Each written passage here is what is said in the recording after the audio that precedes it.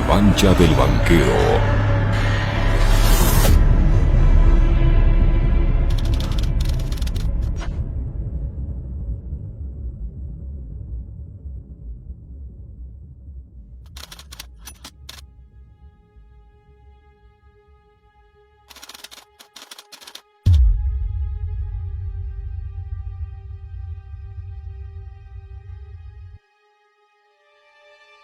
La estrategia de Guillermo Lasso y de su antecesor, Lenín Moreno, fue culpar a Rafael Correa de toda la crisis económica del país. Ellos se juntaron con los medios de comunicación a nivel nacional para tener la más grande cortina de humo que hemos visto en la historia ecuatoriana. Esta alianza se evidenció durante el paro del 2019, donde realmente se desnudó la prensa ecuatoriana. Durante los 12 días de paralización a nivel nacional, los diarios El Universo y El Comercio publicaron un total de 851 noticias. Ninguna de ellas retrató las demandas de los manifestantes. Al contrario, el 98% de las noticias calificó a los manifestantes como indios, correístas, chavistas, castrochavistas o vándalos. Este capítulo se llama La culpa es de Correa. La culpa es de Correa. Capítulo 3. La democracia no va a caer en las calles de Guayaquil, y mucho menos en el mes de octubre. Señores, nos han dado la mejor oportunidad de mantener y defender esa libertad. Y eso es combatiendo en la calle si es necesario, para que rija por siempre y para siempre. Ahora debemos de estar del lado de la república, la democracia y la civilidad. Y no tengo empacho en decir que hoy la república, la democracia y la civilidad la representa el presidente Lenín Moreno. Pero también tenemos que decir la verdad. Aquí hay un solo responsable de lo que pasa en el Ecuador. Y ese se llama Rafael Correa Delgado. La relación de Lasso con el presidente Lenín Moreno fue estrecha. El 87% de las reformas económicas tratadas en el legislativo fueron apoyadas por la bancada de Alianza País y el movimiento Creo. ¿Qué culpa tenemos que Moreno, ante la incapacidad, pues acoja la sabiduría de Lasso? Si Lasso sabe manejar la economía. Una vez culminado el gobierno de Correa, viene la traición de Moreno, ¿y qué es lo primero que hace? Se junta con esas élites que fueron excluidas del manejo directo de la política económica y empiezan a recuperar, digámoslo así, hambrientos de poder y hambrientos de dinero, lo que no pudieron hacerlo en 10 años anteriores. Por eso es que hemos visto que incluso durante la pandemia se ha depredado la economía de una manera tan brutal, como se hizo prepagos a bancos, se compró la deuda que tenían los bonistas privados de deuda pública a un precio gigantesco. Cuando el mercado decía 34 centavos, compraron a más de 90. Entonces, eso hace ver que no solo Lasso y su partido, Creo, ha apoyado todo el tiempo al gobierno de Lenín Moreno. Lasso también apoyó el sí en las 7 preguntas de la consulta popular promovida por Moreno.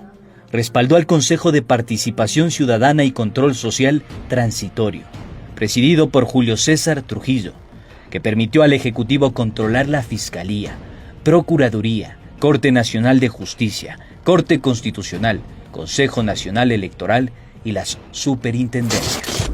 Así responde Guillermo Lasso al llamado que hace el presidente de la República a los líderes políticos para que se sumen y presenten propuestas de preguntas para la consulta. Reelección indefinida, el tema de cesar en sus funciones a las autoridades de control, eliminar el Consejo de Participación Ciudadana, derogar la ley de comunicación. Durante este gobierno se denunciaron abusos de la banca, como el cobro indebido de seguros de la empresa GEA, del entonces secretario de Moreno, Eduardo Jurado. Las cifras de la Superintendencia de Bancos revelan un cobro indebido de $6.3 millones del Banco de Guayaquil. María Auxiliadora Andrade denunció que el Banco de Guayaquil le realizó un débito ilegal y pese a que el defensor del cliente le dio la razón, la entidad bancaria se quedó con su dinero. Pero pasó algo muy extraño y es que una vez que el Banco de Guayaquil me devuelve este valor por orden del defensor del cliente, ese mismo día el Banco de Guayaquil me vuelve a debitar. Entonces, yo decía, tengo que comunicarme con el defensor de cliente cuántas veces para que me vuelvan a devolver este valor. Entonces, en efecto, tuve que volverme a comunicar con el defensor del cliente y él me dijo, señora, lamentablemente tiene que volver a poner el reclamo. Entonces, obviamente esto no me pareció que sea un proceso adecuado, pues yo creo que una vez que el defensor del cliente levanta una alerta y dice se está realizando este débito que es indebido, automáticamente la institución debe ejecutar un procedimiento o un proceso que impida que estos débitos se repliquen ante otros clientes, porque evidentemente yo no voy a ser la única cliente que está pasando por eso. Entonces, bueno, posterior a eso, lo único que hice fue coger y poner mi reclamo ante la Superintendencia de Bancos. Cecilia Bozano, quien lidera el grupo de perjudicados, denuncia que los bancos fueron los principales beneficiados de la pandemia en medio de la indiferencia gubernamental. Pero por favor, basta de tanto atraco de la banca. Yo estoy asustada porque si así nos hacen lo que nos hacen, calcule si un banquero llega a ser presidente de la República. Es muy grave. Yo no estoy en contra del capital. El capital es necesario, pero un capital humanizado, pues un capital que no... O sea, usted sabe lo que es ganar más de 200 millones de dólares en plena pandemia. Así llegamos a nuestro capítulo final. Y ustedes se preguntarán si los bancos han amasado fortunas. En efecto, entre el 2018 y el 2019 tuvieron ganancias extraordinarias por un total de 1.064 millones de dólares. Apenas 5 bancos concentraron el 84% del activo financiero, según la Superintendencia de Bancos. Pero si esta plata existe, ¿dónde está? El tesoro escondido, capítulo 4. Según una investigación del portal argentino Página 12, Guillermo Lasso también está asociado a 49 empresas en paraísos fiscales en Delaware e Islas Caimán. El medio asegura que, de acuerdo con la Superintendencia de Bancos de Panamá, el principal accionista del Banco de Guayaquil fue la corporación MultiBG S.A., de la cual su accionista mayoritario es Andean Investment, empresa radicada en las Islas Caimán. Página 12 es de los comunistas. Usted sabe, usted conoce que aquí Eduardo Valencia, cuando hizo una investigación seria, ¿qué dijo? Aquí no tiene nada que ver el señor Lasso. Otro inversionista en Banco de Guayaquil es Inversiones Latina Inverlat S.A. de Panamá, también paraíso fiscal. Inverlat le pertenece a Angelo Caputi y Julio Macliff, 2 altos ejecutivos del Banco de Guayaquil. En 2011, cuando Lasso sabía que iba a ser candidato, tomó acciones y liquidó la empresa Anden Investment en Caimán y transfirió la operación resultante en 6 fideicomisos ecuatorianos a nombre suyo, de su hermana y de sus hijos. Pero luego de 2 meses, habría analizado la conveniencia de no tener esas acciones en fideicomisos ecuatorianos y decide nuevamente transferirlas a empresas en Delaware, es decir, vende los fideicomisos ecuatorianos a empresas offshore. Para 2013, luego de perder las elecciones, devolvió las acciones de Delaware y las llevó de regreso a Ecuador. La ley es taxativa. El artículo 92 del Código de la Democracia, el numeral 9, claramente prohíbe la participación política de gente que tiene activos en paraísos fiscales, claramente. Quizás la falla está en que es una prohibición exclusivamente al candidato, porque el espíritu de la aprobación no es que el candidato utilice testaferros o terceros para que pueda bypassear, sortear esa prohibición, que es el caso probablemente de Lasso. Por eso cuando gente, ciudadanos hacen una impugnación de la candidatura, la defensa dice, bueno, no es de él directamente, son sus hijos. En medio de una pandemia que no da tregua ni alivio financiero, la banca ecuatoriana ha refinanciado la deuda de sus clientes en apenas el 7.42%, mientras que el Banco de Guayaquil llegó al 3.33% de su cartera.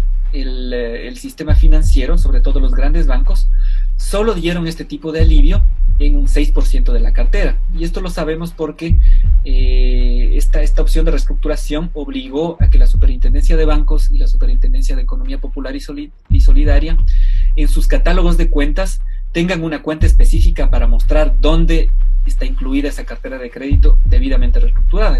Vulgarmente se les conoce como las cuentas COVID. Entonces, si revisamos estas cuentas COVID, vemos que en el caso de los grandes bancos, solo el 6% de su cartera fue efectivamente aliviada o reestructurada.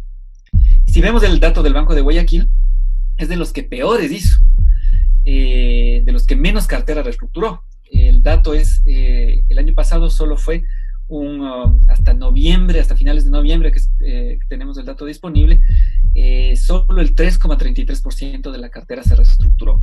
Entonces es contradictorio que Guillermo Lasso, en su discurso político, diga que yo sé dar alivio financiero, que me interesa dar alivio financiero, cuando para él y para los grandes bancos ha sido todo lo contrario, ¿no es cierto? Más bien sostener esas políticas para garantizar sus utilidades, manteniendo las tasas de intereses altas, manteniendo las comisiones altas, pero no dando verdadero alivio financiero a sus clientes, teniendo en cuenta además que esto pone en problemas a los deudores, pero en el mediano plazo tampoco es bueno para la propia institución financiera.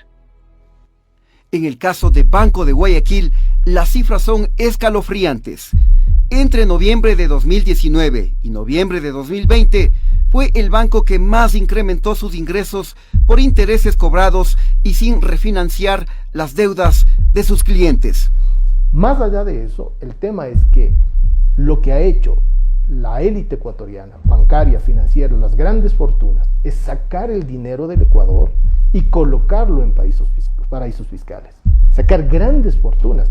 Datos oficiales hablan de 30.000 millones de dólares oficiales. Esto no es un cuento, datos del SRI.